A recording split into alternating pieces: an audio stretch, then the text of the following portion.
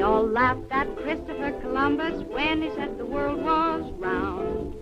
They all laughed when Edison recorded sound. They all laughed at Wilbur and his brother when they said that man could fly. While the great minds of science, financed by the biggest companies in the world, wrestled with 19th century answers to a 20th century problem, the summer of 1921 found Philo T. Farnsworth, age 14, strapped to a horse-drawn disc harrow, cultivating a field row by row, turning the soil and dreaming about television to relieve the monotony. As the open summer sun blazed down on him, he stopped for a moment and turned around to survey the afternoon's work. In one vivid moment, everything he had been thinking about and studying synthesized in a novel way, and a daring idea crystallized in this boy's brain.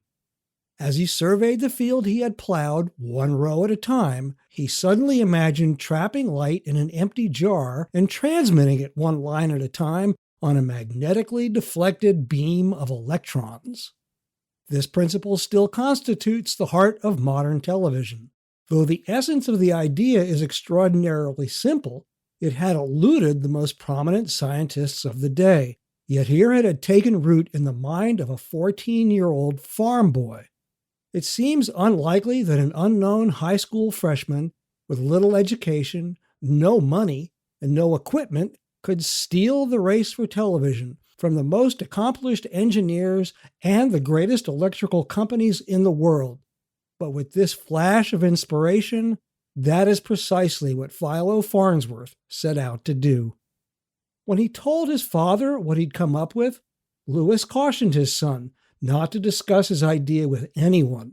Ideas, he reasoned, are too valuable and fragile and could be pirated easily. But Philo had to talk to someone. He needed to hear from somebody besides his father that his idea might work. Late one afternoon in the spring of 1922, on the very last day of the school semester, Justin Tolman finally learned what was driving his young prodigy. After all the other students had left the building, Tolman returned to his classroom and was startled to see a complicated array of electrical diagrams scattered across the blackboard. At the front of the room stood the lanky Philo Farnsworth, chalking in the last figures of a final equation. "What has this got to do with chemistry?" Tolman asked. "I've got this idea," Philo calmly replied. "I've got to tell you about it because you're the only person I know who might understand it." The boy paused and took a deep breath. "This is my idea for electronic television." "Television?" Tolman asked. "What's that?" But